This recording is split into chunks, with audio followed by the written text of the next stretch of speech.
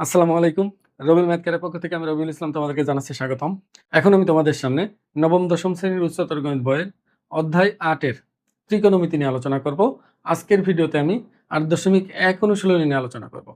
৮.১ এর পুরো অনুশীলনীটাকে আমি ২টা পর্বে ভাগ করেছি। প্রথম পর্বে আমি এই অধ্যায়ের সকল বেসিক জিনিসগুলো তোমাদের শেখাবো। সাথে রেডিয়ান থেকে ডিগ্রিতে এবং ডিগ্রি থেকে রেডিয়ানে প্রকাশ করার অঙ্কগুলো আমি সমাধান করে দেওয়ার চেষ্টা করব। মানে অনুশীলনীর প্রথম দিকের অঙ্কগুলা। আর দ্বিতীয় পর্বে বাকি অঙ্কগুলো সমাধান করে দেওয়ার চেষ্টা করব। এই চ্যাপ্টারের বেসিক জিনিসগুলো খুবই গুরুত্বপূর্ণ, যেটা 2 মার্কের জন্য অনেক বেশি আসে। আর এই চ্যাপ্টারের বেসিক না জানার কারণে অনেক সময় 8.3 এর অঙ্কগুলো তোমাদের বুঝতে অনেক জায়গায় সমস্যা হতে পারে। এজন্য আমি তোমাদের রিকোয়েস্ট করব অবশ্যই মনোযোগ সহকারে দেখবে। আর মনোযোগ সহকারে দেখলে দেখবা যে খুব সহজেই তোমরা বুঝতে পারবে। চলো তাহলে আমরা কথা না বাড়িয়ে শুরু করি। দেখো, এটা ত্রিকোণমিতির একদম শুরুর চ্যাপ্টার। তুমি এখানে সাইন থিটা কস থিটা এই ধরনের অঙ্ক পাবে না, কিন্তু ত্রিকোণমিতির কোণ সম্পর্কিত যত রকম অঙ্ক আছে সব তুমি এখানে পাবে। দেখো, আমরা জানি যে জ্যামিতিক কোণ এবং ত্রিকোণমিতিক কোণের মধ্যে কিছুটা পার্থক্য থাকে। সেই পার্থক্যটা কি একটু বোঝার চেষ্টা করো। দেখো, জ্যামিতিক কোণ হলো একটা রশ্মির সাথে আর একটা রশ্মি মিলিত হওয়ার ফলে বা ছেদ করার ফলে কোণ উৎপন্ন হয়। মানে মনে করো এই একটা রশ্মি এটার সাথে আর একটা রশ্মি এখানে এসে মিলিত হয়েছে, অথবা ছেদও করতে পারে। একটা রশ্মির সাথে আর একটা রশ্মি ছেদ বা রেখা ছেদ করতে পারে। ছেদ করলে এখানে কোণ উৎপন্ন হয়, জ্যামিতিক কোণ। তো এখানে আমরা এটা বাদ দিই, এটা নিয়ে চিন্তা করি। দেখো, এখানে এই রশ্মিটা মানে ও এ একটা রশ্মি আর ও বি একটা রশ্মি, যারা ও বিন্দুতে মিলিত হয়েছে। এখন এখানে দুইটা কোণ উৎপন্ন হয়, জ্যামিতিক কোণ দুইটা এখানে উৎপন্ন হয়। একটা হলো এই যে ছোট যে কোণটা, আর একটা হলো বড় কোণটা। দেখো, বড় কোণটাকে আমরা বলি হলো প্রবৃদ্ধ কোণ, আর নর্মালি এই কোণটাকে আমরা যেটা লিখি যে কোণ এ ও বি। শুধু এটা লিখলেই চলে। খেয়াল করো, আমরা যখন বলবো যে এটা কোণ এ ও বি, তাহলে আমরা এই ছোট যে কোণটা আছে এটাকেই ধরে নিব। আর বড় যে কোণটা হয়, এই কোণটা সবসময় দেখবা যে 180 ডিগ্রি অপেক্ষা বড় হয়, আর 360 ডিগ্রি অপেক্ষা ছোট হয়। আর এমনি নর্মালি ছোট কোণটাকে কোনো প্রবৃদ্ধ বা সূক্ষ্ম এগুলো কিছুই বলা লাগে না, শুধু নর্মালি একটা কোণের চিহ্ন দিয়ে নামগুলো লিখলেই হয়। আর আমরা জানি যে কোণ কিভাবে লিখতে হয়, এগুলো তোমরা জানো, আমি ধরে নিচ্ছি। তুমি শুধু মনে রাখবা, এই যে জ্যামিতিক কোণ উৎপন্ন হলো দুইটা রশ্মি মিলিত হয়ে, তো এইখানে যে কোণ দুইটা উৎপন্ন হলো, দেখো এই কোণ সর্বনিম্ন কত ডিগ্রি হতে পারে আর সর্বোচ্চ কত ডিগ্রি হতে পারে। যদি এমন হতো যে এই ও বিটা আস্তে আস্তে ও এর খুব কাছাকাছি চলে আসতো, মনে করো এখানে আর বি নাই, বিটা এখন এখানে আসছে, তখন দেখবে প্রবৃদ্ধ কোণটা একটু বৃদ্ধি পেয়েছে, আর এমনি নর্মাল কোণটা আরো একটু কমে গেছে।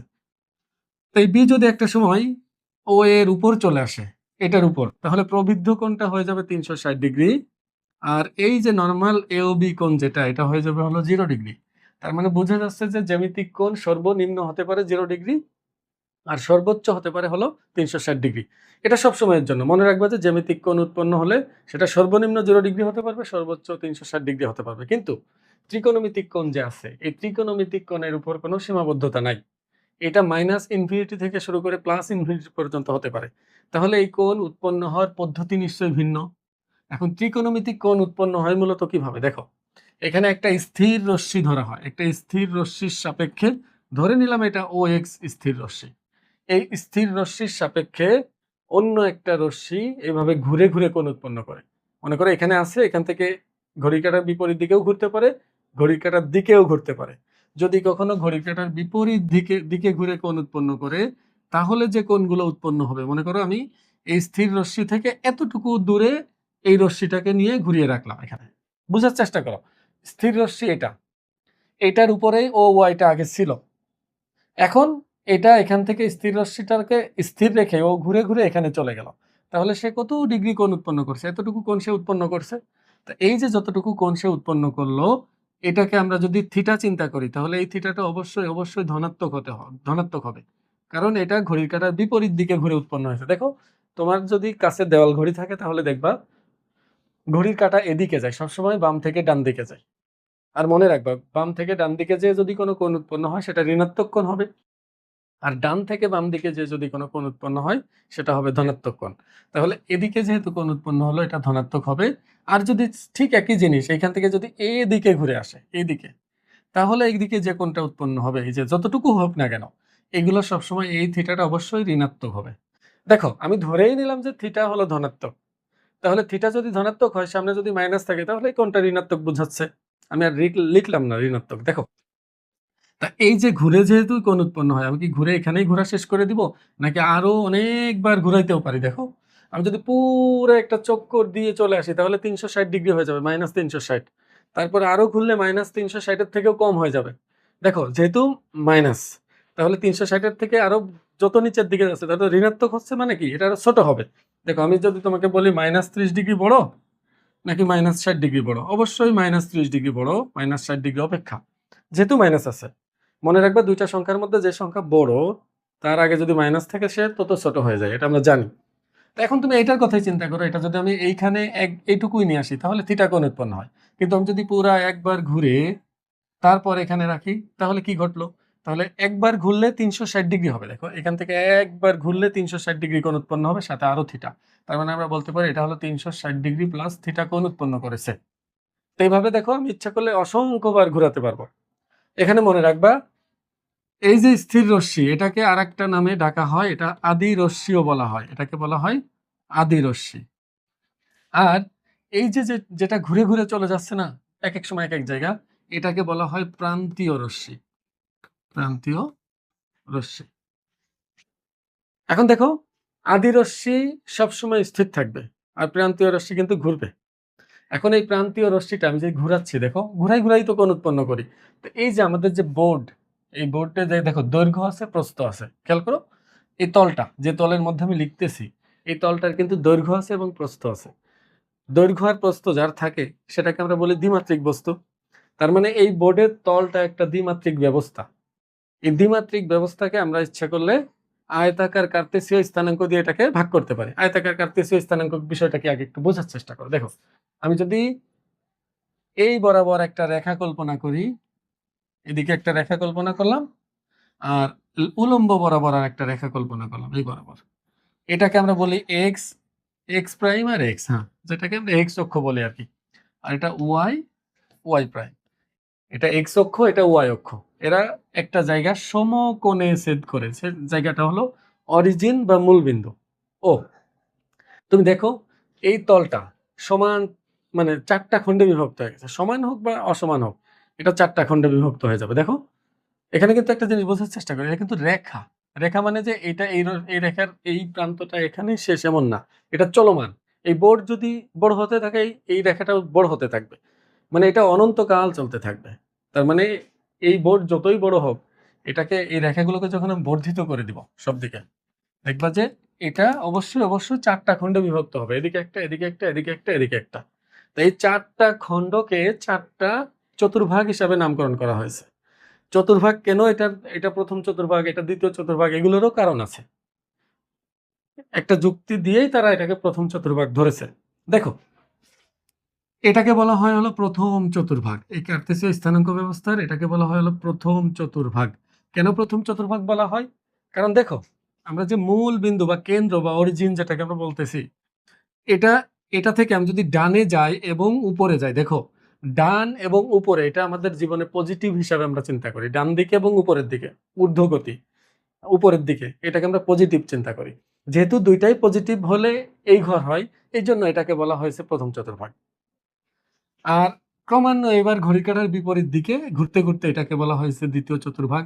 এটার ব্যাখ্যা আছে, এক একজন এক এক রকম ব্যাখ্যা দেয় যে কেন এটাকে ধরা হয়েছে প্রথম চতুর্ভাগ বা দ্বিতীয় চতুর্ভাগ। কিন্তু পরীক্ষায় কখনো এটা তোমার কাজে আসবে না যে এটাকে কেন প্রথম চতুর্ভাগ ধরা হয়েছে। তুমি আপাতত মনে রাখো এটা প্রথম চতুর্ভাগ, এটা দ্বিতীয় চতুর্ভাগ, এটা তৃতীয়, এটা চতুর্থ। প্রয়োজনে তোমাদের যদি এটা জানার থাকে তাহলে কমেন্ট বক্সে জানাইলে আমি দেখবা এটার জন্য তোমাদের আলাদা একটা ভিডিও তৈরি করে এটা শেখাবো। দেখো ঘড়ি কাঁটা বিপরীত দিকে তাহলে এটা প্রথম, এটা দ্বিতীয়, এটা হবে তৃতীয় চতুর্ভাগ, এটা হলো চতুর্থ চতুর্ভাগ। এবার খেয়াল করে ভালো করে, আমি যদি তোমাকে বলি এই যে 30 ডিগ্রির জন্য প্রান্তীয় রশ্মি কোথায় যাবে, -30 ডিগ্রি এর জন্য প্রান্তীয় রশ্মি কোথায় যাবে, বা -390 ডিগ্রি এর জন্য প্রান্তীয় রশ্মি কোথায় যাবে, +400 ডিগ্রি এর জন্য প্রান্তীয় রশ্মি কোথায় যাবে, এরকম প্রশ্ন আমি যদি তোমাকে করি, একটু ভালো করে খেয়াল করো, খুবই সহজ এগুলা। 30 ডিগ্রি মানে আমরা কিন্তু শুরুটা করব, আমরা ধরে নিব যে এই যে স্থির রশ্মি আমরা যেটাকে ধরেছিলাম ও এক্স, এইটার উপরই আমাদের প্রান্তীয় রশ্মিটা প্রথমে পড়ে আছে, 0 ডিগ্রির সময় এখানেই পড়ে আছে ধরে নিব। পরে যেহেতু আমাকে 30 ডিগ্রি পরিমাণ যেতে বলেছে, তাহলে আমি কি চিন্তা করব যে এইখান থেকে আমরা ঘড়ি কাঁটার কোন দিকে যাব, বিপরীত দিকে, কারণ ধনাত্মক কোণ উৎপন্ন করতে গেলে বিপরীত দিকে যাওয়া লাগবে। তাহলে এখান থেকে ঠিক 30 ডিগ্রি পরিমাণের দিকে চলে যাব। এখন 30 ডিগ্রি এতটুকু না, এর থেকে একটু বেশি, এটা আমি তর্কে যাব না। 30 ডিগ্রির চেয়ে কম হোক বা বেশি হোক আমি এটা দেখব না। আমি শুধু তোমাকে এটা বলতে চাই, এই যে 30 ডিগ্রি ঘুরলে এটা কি প্রথম চতুর্ভাগে থাকবে নাকি প্রথম চতুর্ভাগ অতিক্রম করে চলে যাবে? অবশ্যই প্রথম চতুর্ভাগে থাকবে। মানে দেখো 0 ডিগ্রি থেকে শুরু করে পুরা 90 ডিগ্রি পর্যন্ত এই প্রথম চতুর্ভাগেই থাকবে। যখনই 90 ডিগ্রির বেশি চলে যাবে তখন দ্বিতীয় চতুর্ভাগ শুরু হয়ে যাবে। ঠিক 180 ডিগ্রির আগ পর্যন্ত এটা দ্বিতীয় চতুর্ভাগে অবস্থান করবে। এই যে প্রান্তীয় রশ্মিটা দেখো ভালো করে, এই 30, 45 মনে করে এভাবে যেতে যেতে এই 90, আরো একটু ঘুরলে 90 প্লাস, মানে 100 ডিগ্রি মনে করে ধরলাম বা 120 ডিগ্রি, তাহলে দেখো এটা দ্বিতীয় চতুর্ভাগে আছে প্রান্তীয় রশ্মিটা। তখন যখনই 180 ডিগ্রির বেশি হয়ে যাবে তখনই সেটা আবার তৃতীয় চতুর্ভাগে চলে যাবে। তার মানে মনে রাখবা, যখন জিরো ডিগ্রি হয় তখন প্রান্তীয় রশ্মি আর আদি রশ্মি একই জায়গায় অবস্থান করে, ওই এক্স অক্ষের উপরে। যখন 90 ডিগ্রি হবে তখন ওয়াই অক্ষের উপরে চলে যাবে প্রান্তীয় রশ্মিটা, এখান থেকে ঘুরেই 90 ডিগ্রি পরিমাণ। যখন 180 ডিগ্রি হবে তখন আবার এক্স অক্ষের উপরে অবস্থান করবে সেটা। যখন 270 ডিগ্রি হবে তখন আবার ঘুরে সেটা ওয়াই অক্ষের উপর অবস্থান করবে। যখন আবার 360 ডিগ্রি হবে তখন আবার সে আদি অবস্থানে সে ফিরে যাবে। এখানে দেখো তোমাকে বিভিন্ন কোণ দিয়ে তোমাকে জিজ্ঞেস করবে যে প্রান্তীয় রশ্মিটা কোন চতুর্ভাগে যাবে। 30 ডিগ্রির জন্য প্রথম চতুর্ভাগে যাবে, -30 ডিগ্রির জন্য কোন চতুর্ভাগে যাবে। দেখবো আমি তাহলে এখান থেকে যদি হিসাব করি, এখান থেকে ঋণাত্মক কোণ, তাহলে ঘড়ি কাঁটার দিকে যাব কত ডিগ্রি, 30 ডিগ্রি, তাহলে এই ঘরে থাকবে, এটা চতুর্থ চতুর্ভাগ, তাহলে এটা প্রান্তীয় রশ্মিটা কোথায় থাকবে, চতুর্থ চতুর্ভাগে থাকবে। 390 ডিগ্রি কোন চতুর্ভাগে যাবে দেখবা, -390, তাহলে আমি শুরু করবো এখান থেকে, এদিকে ঘুরবো ঘুরতে ঘুরতে ঘুরতে ঘুরতে এই একবার ঘুরে এখানে গেলে 360, -360, আরো একটু লাগবে, -390 এর জন্য কি আরো একটু যাওয়া লাগবে না, তা 360 আরো 30 ডিগ্রি যাব, তখন দেখবা যে এই অবস্থানেই আসবে, এই একই অবস্থানে আসবে কিন্তু এক চক্কর দিয়ে তারপর, তাহলে এখানেও কি সেটা চতুর্থ চতুর্ভাগেই থাকলো। এবার দেখো 400 ডিগ্রি, 400 ডিগ্রি কি হবে তাহলে, এদিক দিয়ে ঘুরবো, ঘুরতে ঘুরতে ঘুরতে ঘুরতে এই 360 আর 40 ডিগ্রি যাবো, বলো 40 ডিগ্রি কে ঘর অতিক্রম করতে পারবো আমি, পারবো না, তাহলে এটাও প্রথম চতুর্ভাগে থাকবে। তার মানে দেখা যাচ্ছে যে 400 ডিগ্রির জন্য আমরা প্রথম চতুর্ভাগে যাচ্ছি। তাহলে আমরা এখন কিছু অঙ্ক করব, যে অঙ্কগুলো কোন চতুর্ভাগে যাচ্ছে এই কোনগুলা, এটা 2 মার্কের জন্য অনেক সময় আসে, অথবা তোমার এমসিকিউ এর জন্য আসে। এটা একটু মনোযোগ দাও, খুব সহজ, এটা বুঝতে পারবা খুব সহজেই। একটু খেয়াল করো, এখানে আমি ধনাত্মক কোণ এবং ঋণাত্মক কোণের সংজ্ঞা দিয়ে দিয়েছি, তোমরা যারা চাও তারা দেখে নিতে পারো। সোজা কথা, ঘড়ির কাঁটার বিপরীত দিকে গেলে যে কোণ উৎপন্ন হবে সেটা ধনাত্মক কোণ, ঘড়ির কাঁটার দিকে যে কোণ উৎপন্ন হবে সেটাকে বলা হয় ঋণাত্মক কোণ। এটা তোমরা এটা দেখাবো না, এখন আমি কিভাবে, দেখো এই যে বলছে নিচের কোণগুলো কোন চতুর্ভাগে অবস্থান করে, বা এটা কোন চতুর্ভাগে অবস্থিত সেটা নির্ণয় করো।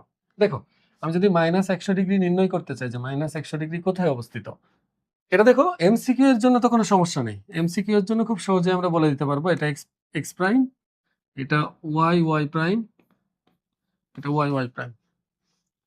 দেখো 100 ডিগ্রি মানে ঘড়ি কাঁটার দিকে যাব, এই গেলাম ঘড়ি কাঁটার দিকে, কত 90 ডিগ্রি, আরো একটু যাওয়া লাগবে এখানে, তার মানে এটা তৃতীয় চতুর্ভাগে অবস্থান করতে হবে, তৃতীয়, যেহেতু এটা প্রথম, এটা দ্বিতীয়, এটা তৃতীয় আর এটা চতুর্থ, তাহলে এটা তৃতীয় চতুর্ভাগে অবস্থান করতেছে -100 ডিগ্রি। এটা তুমি এভাবে চিত্র এঁকে এঁকে দেখাতে পারবা, এটাও সমস্যা নেই, এটাও নয় ছোট পারলাম, কিন্তু এই যে কোণটার কথা চিন্তা করো তো, এটা 1320 ডিগ্রি, এটা কিন্তু অনেক বড় কোণ, তো এটা কেন বসে বসে এভাবে হিসাব করবো। তা তুমি একটু খেয়াল করো, এখানে একটু বুদ্ধি আমরা যদি কাজে লাগাই, জিনিসটা এমন, এখানে কত কত ডিগ্রি দরকার, 1320 ডিগ্রি। তুমি একটু খেয়াল করো তো, আমি যদি 360 ডিগ্রি ঘুরি, তাহলে আমার প্রান্তীয় রশ্মিটা প্রথমে যেখানে ছিল এখনো সেখানেই থাকবে, প্রথমবার আদিটার উপরেই তো ছিল 0 ডিগ্রির সময়, তা 360 ডিগ্রি ঘুরলে আগের একই অবস্থানে থাকে না। আমি যদি আবার এক চক্কর দিই, এখানে শেষ না করে আবার এক চক্কর দিই, মানে পুরো 2 চক্কর সম্পন্ন করলাম, তাহলে কি আবার একই অবস্থানে গেল না। তার মানে আমি বলতে পারি যে আমি যদি 360 ডিগ্রি করে বৃদ্ধি করি, কোনটা যদি 360 ডিগ্রি করে বৃদ্ধি করি, তাহলে আমি বলতে পারি, তাহলে যদি 360 ডিগ্রি বাড়ানো হয় তাহলে প্রান্তীয় রশ্মির অবস্থানের কোনো পরিবর্তন হয় না। দেখো আমি যদি বলি 30 ডিগ্রির সময় কোথায় প্রান্তীয় রশ্মি থাকবে, তুমি বলবা যে আচ্ছা এখানে এক্স অক্ষ তো আদি রশ্মি, তাই এটা থেকে 30 ডিগ্রি পরিমাণ আমি ঘুরবো, এই যে ওয়াই, মনে করো ওয়াই বা ও এ বা যাই নাম দাও না কেন, নাম আমার মুখ্য বিষয় না, যা মন চাই দাও, তো এই 30 ডিগ্রি, তো এই যে যতটুকু আমি গেলাম এটা তো 30 ডিগ্রি, তাহলে এই না প্রান্তীয় রশ্মি, খেয়াল করো ভালো করে, এটা কিন্তু প্রান্তীয় রশ্মি। এখন আমি বললাম যে এর সাথে আমি 360 যোগ করে দিব, মানে 390 ডিগ্রি এর জন্য বলো কোথায় যাবে, তুমি দেখবা এই একই অবস্থানে থাকবে, কোনো পরিবর্তন হবে না। কেন? তুমি দেখো এখানে আমি পুরো একবার যখন ঘুরে আসবো 360 আর 30 গেলে 390, মানে একই থাকলো না? একই অবস্থানে আছে না? কোনো পরিবর্তন হয়েছে না? এজন্য তুমি দেখবা যারা ত্রিকোণমিতি আগে থেকে জেনারেল মেথডটা শিখছো, দেখবা sin 30 ডিগ্রি এর মান sin 390 ডিগ্রি এর মানের সমান হয় সবসময়। কারণ অবস্থান যে একই। এটা যখন আমরা হায়ার মেথড 8.3 করব তখন আরো বিস্তারিত শিখাবো। তখন দেখবে খুবই সহজ এগুলা যদি বুঝতে পারো একবার। এবার দেখো, আমি বললাম যে না এর সাথে আমি 2 গুণ 360 আরো বাড়িয়ে দিব। 2 গুণ 360 বাড়িয়ে দেব 30 এর সাথে। এবার তুমি হিসাব করে দেখো, দেখবা যে একই অবস্থানে থাকবে। আমি যদি বলি যে এটার সাথে আরো 3 গুণ 360 আমি যোগ করে দিব। মানে বাড়িয়ে দিব 3 গুণ 360 এটা। তুমি এবার হিসাব করে দেখো 303 গুণ 360 মানে কি? এই একবার ঘুরলে 360, দুইবার ঘুরলে 2 360, তিনবার ঘুরলে 3 গুণ 360 আর ওই 30 ডিগ্রি এটুকুই শুধু যাচ্ছে। তার মানে আমরা তো বুঝতেই পারছি যে যদি 360 এর গুণিতক থাকে তো ওই কোণের জন্য ওর অবস্থানের কোনো পরিবর্তন হয় না। মানে একেবারে সোজা কথা। দেখো n ইনটু মনে করো 360 আসলো, n ইনটু 360 সাথে মনে করো একটা থিটা কোণ প্লাস অথবা মাইনাস আছে, প্লাস অথবা মাইনাস যে কোনো একটা আছে। তাহলে আমি বলতে পারি, আমাকে যদি কখনো বলে যে প্রান্তীয় রশ্মিটা কোথায় অবস্থান করবে, তাহলে একেবারে সোজা কথায় যে n ইনটু 360 না, এটা টোটালি নেই মনে করবো, শুধু থিটা এর জন্য যেখানে যাবে ওইটাই তার প্রান্তীয় রাশির অবস্থান হবে। এখন আমি এই যে 1320, তো এত ঝামেলার দরকার নেই। আমি দেখি এর 1320 360 এর কত গুণিতক একটু দেখলেই তো আমি সহজে বুঝতে পারবো। দেখো আমি তোমাদের ভেঙে করানো যেত, তোমরা তো ক্যালকুলেটর ইউজ করতে পারবো, আমি ক্যালকুলেটর ছাড়াই করাচ্ছি। যাও 360 দিয়ে আমি 1320 কে একটু ভাগ করে নিই। বলো 1320 এর মধ্যে 360 কয়বার যাবে? 3 বার যাবে।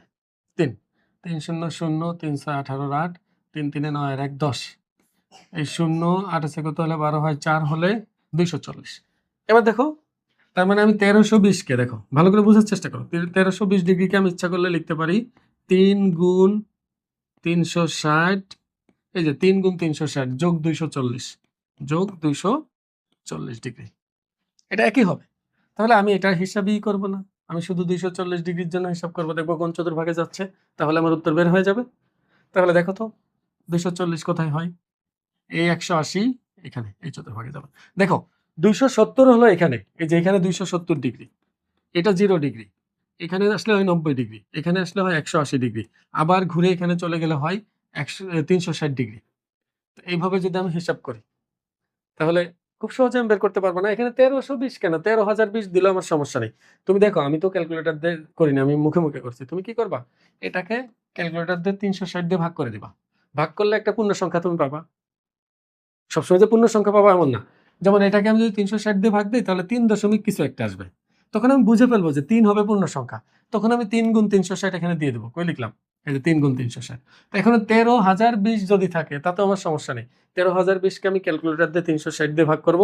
তারপর মনে করো আসলো, ধরে নাও, আমি আন্দাজে বলতেছি কিন্তু 58.5। তাহলে আমি কি করব? 58 গুণ 360 দিব। পরে দেখবা আর কত যোগ বা বিয়োগ করলে ওটার সাথে মিলে। এখানে যোগ করলেই মিলবে। তুমি ইচ্ছা করলে একটু বাড়ায়ও নিতে পারো, সমস্যা নেই। তো এইভাবে করে আমি কিন্তু যে কোনোটা বের করতে পারি। আবার তুমি যদি চাও যে না এভাবে বের করবে না, আরেকটা পদ্ধতি আছে। দেখো আরেকটা পদ্ধতি হলো, এই যে 1320 আছে না, এটাকে আমি 90 দিয়ে ভাগ করব। 90 দিয়ে আমি 1320 কে ভাগ করবো। 1320 এমসিকিউ এর জন্য সরাসরি এভাবে করলে হবে। 132 এর মধ্যে 90 যায় একবার, তাহলে 90, এটা আসতেছে হলো 42, এই শূন্য থাকলো।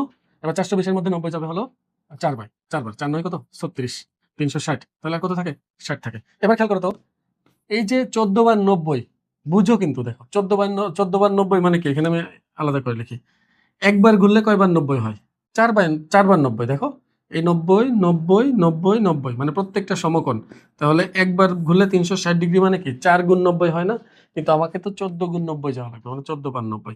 তাহলে একবার ঘুরলে 4 বার, 2 ঘুরলে 8, 12, 16, 20 এভাবে চলবে। কিন্তু আমার তো বেশি হয়ে গেছে। আচ্ছা যাই হোক, 12 আসছিল এখানে, দেখো 12 কিন্তু এখানে আসছিল। 14 মানে 12 13, এই 14, 14ই শেষ না কিন্তু আরো একটা আছে 60 ডিগ্রি, তাহলে এই ঘরে চলে যাবে। তাহলে এটা যাবে এই ঘরে, এটাই ঘরে যাবে।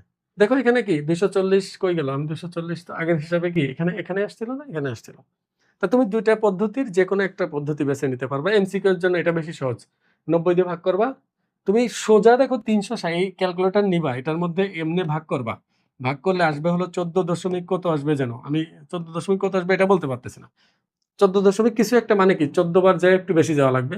14 বার যাবা দেখবা যে 14 বার এখানে আসবা তুমি। 14 বার 90 এখানে আসবা। তার আরেকটু বেশি আছে মানে কি তাহলে পরে 14 ভাগে যাবে। আমি আশা করব তোমরা এগুলোর আনসার তুমি সব দিতে পারবা। আমি এখানে কিছু অঙ্ক রাখছি। এগুলো তোমরা সমাধান করবা, করে বলবা কোনটার অবস্থান কোন চতুর্ভাগে। অবশ্যই তোমরা হিসাব করে এটা বলবা। এবার দেখো আমরা গুরুত্বপূর্ণ একটা জিনিস শিখবো, সেটা হলো কোন পরিমাপের পদ্ধতি ও এর একক। একটু খেয়াল করো। কোন পরিমাপ করার জন্য বেশ কিছু পদ্ধতি আছে। একেক দেশে একেক রকম পদ্ধতি ব্যবহার হয়। কিন্তু আন্তর্জাতিকভাবে ২ টা পদ্ধতি খুব বেশি গ্রহণযোগ্য। একটা হলো ষাটমূলক, আরেকটা হলো বৃত্তীয় বা সার্কুলার সিস্টেম। এখন আমরা বৃত্তীয় আর ষাটমূলক এই যে ২ টা পদ্ধতি আছে, এই ২ টা পদ্ধতি খুব ভালোভাবে শিখতে চাই। কারণ এই ২ টা আমাদের সবসময় কাজে লাগবে। দেখো ষাটমূলক পদ্ধতিতে আদর্শ হিসাবে সমকোণকে বেছে নেওয়া হয়। মনে করো এই যে একটা সমকোণ আছে না? এই সমকোণকে যদি আমি সমান ৯০ ভাগে ভাগ করতে পারি। দেখো আমি যদি সমান ৯০ ভাগে ভাগ করতে চাই, তাহলে একটা রেখা আর একটা রেখার উপরে উঠে যাবে। সমান ৯০ ভাগে আদৌ কখনো ভাগ করা যাবে না, আর ভাগ করলে তোমরা বুঝতেও পারবে না। এইজন্য আমি তোমাদেরকে বলব তোমরা ধরে নাও যে এখানে ৯০ ভাগ আছে। এই যে ৯০ ভাগ আছে সমান। তো এই সমান ৯০ ভাগে ভাগ করার পর যদি একটা ভাগ এতটুকু হয়, তাহলে এই ভাগটাকে আমরা বলবো হলো ১ ডিগ্রি, যেটা হলো ষাটমূলক পদ্ধতির একক। আমরা যে সাধারণত যে পদ্ধতিটা ব্যবহার করি ডিগ্রি বলি না একক, এই ডিগ্রিটা ষাটমূলক পদ্ধতির একক। এখানে দেখো ১ ডিগ্রি কিন্তু আমি যতটুকু দিয়েছি এর থেকে অনেক অনেক অনেক ছোট। আমি তোমাদের বোঝানোর সুবিধার্থে মনে হচ্ছে বড়, কিন্তু এটা আরো ছোট হবে। এখন যদি তোমাকে বলা হয় ষাটমূলক পদ্ধতির একক ১ ডিগ্রি, ১ ডিগ্রির সংজ্ঞা কি? তুমি এভাবে বলতে পারবা যে কোনো সমকোণকে সমান ৯০ ভাগে বিভক্ত করলে প্রতি ভাগে যে পরিমাণ থাকবে তাকে ১ ডিগ্রি বলে। আবার কেউ যদি চাও যে এক সরল কোণকে সমান ১৮০ ভাগে ভাগ করলে প্রত্যেক ভাগে যতটুকু পড়বে তাকে ১ ডিগ্রি বলে। এটাও সত্য, এটাও ঠিক আছে। এখন দেখো এই যে অংশ, এটাকে তো ১ ডিগ্রি বলতেছি। এখন আমি এই ১ ডিগ্রি এখানে নিয়ে এই ১ ডিগ্রিকে যদি সমান ৬০ ভাগে ভাগ করতে পারি, সমান ৬০ ভাগে, কয় ভাগে? ৬০ ভাগে। তাহলে এক ভাগে যতটুকু পড়বে না, ওই এক ভাগের অংশটুকুকে বলা হয় হচ্ছে ১ মিনিট। ১ মিনিটকে এভাবে প্রকাশ করা হবে। তার মানে আমরা বলতে পারি আমি যদি ১ ডিগ্রি নেই তাকে কত ভাগ করলে ১ মিনিট হবে? ৬০ ভাগ করলে। তার মানে আমি বলতে পারি যে ১ ডিগ্রি সমান হলো ৬০ মিনিট। এটা বলতে পারবো। দেখো এটার মানে কিন্তু মিনিট, একটা দাগ দিলে সেটাকে মিনিট বলবো। ১ ডিগ্রি মানে হলো ৬০ মিনিট। এখন দেখো এই যে ১ ডিগ্রিকে ৬০ ভাগ করার পর কত ছোট একটা অংশ আমরা পাবো, একটা কোণ। অনেক ছোট একটা কোণ পাবো, যেটা আসলে আমি এখানে কোনোভাবেই আঁকতে পারবো না, অনুবীক্ষণ যন্ত্র ছাড়া দেখাও সম্ভব না। এখন ওই ১ মিনিটকে আমি যদি নিয়ে ৬০ ভাগে ভাগ করি, মনে করো যে এটা ১ মিনিট। ধরে নাও এটা ১ মিনিট। তাহলে এটাকে যদি আমি আবার ৬০ ভাগে ভাগ করি, এটাকে আবার ৬০ ভাগে ভাগ করলে প্রত্যেক ভাগে যতটুকু থাকবে সেটাকে আমরা বলবো হলো ১ সেকেন্ড। তার মানে আমি বলতে পারি ১ মিনিটকে আমরা ইচ্ছা করলে ৬০ সেকেন্ডে রূপান্তর করতে পারবো ৬০ ভাগ করলে। ১ মিনিটকে নিয়ে ৬০ বার ভাগ করলে সেটা ৬০ সেকেন্ড হবে। এজন্য বলতে হবে যে ১ মিনিট সমান হলো ৬০ সেকেন্ড আর ১ ডিগ্রি হলো ৬০ মিনিট। তোমার বোঝার সুবিধার্থে, তুমি শুধুমাত্র মনে রাখার সুবিধার্থে আরকি, ডিগ্রিকে আপাতত তুমি ঘন্টা হিসাবে মনে চিন্তা করবা। মনে চিন্তা করবা ডিগ্রি মানে হলো ঘন্টা। তাহলে বলো ১ ঘন্টা সমান কত ডিগ্রি? সরি ১ ঘন্টা সমান কত মিনিট? ৬০ মিনিট। আবার ১ মিনিট সমান কত সেকেন্ড? ৬০ সেকেন্ড। তাহলে আমাদের হিসাব করতে সুবিধা হবে। কিন্তু তুমি লেখার সময় অবশ্যই ডিগ্রিই বলবা। কিন্তু মনে রাখবা যে ডিগ্রি না, এটা হলো ঘন্টা। তাহলে এককের রূপান্তর খুব সহজেই করতে পারবে। তাহলে আমি আশা করব তোমরা কোন পরিমাপের যে পদ্ধতির, ষাটমূলক পদ্ধতির যে এককগুলো, এগুলো সম্পর্কে বুঝতে পেরেছ। এবার আমরা পদ্ধতি আরেকটা আছে সেটা হলো বৃত্তীয় পদ্ধতি বা সার্কুলার সিস্টেম যেটা আছে, সেই বৃত্তীয় পদ্ধতিটা একটু বোঝার চেষ্টা করি। দেখো এই বৃত্তীয় পদ্ধতিতে কোন পরিমাপের একক হিসাবে ধরা হয় হচ্ছে রেডিয়ানকে।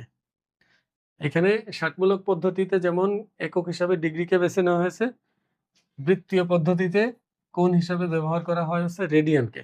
এখন ১ রেডিয়ান কি এটা আমাদের বুঝতে হবে। রেডিয়ান কোণ ধ্রুবক কোণ, এটা আমাদের প্রমাণ করতে হবে। রেডিয়ান সম্পর্কে আমাদের বিস্তারিত জানতে হবে। দেখো রেডিয়ান এবং ডিগ্রির মধ্যে সম্পর্ক কি সেটা আমরা শিখব। এই পদ্ধতি হলো এটা। কোন বৃত্তের, মনে করো এটা একটা বৃত্ত। দেখো এই বৃত্তের একটা ব্যাসার্ধ আছে না?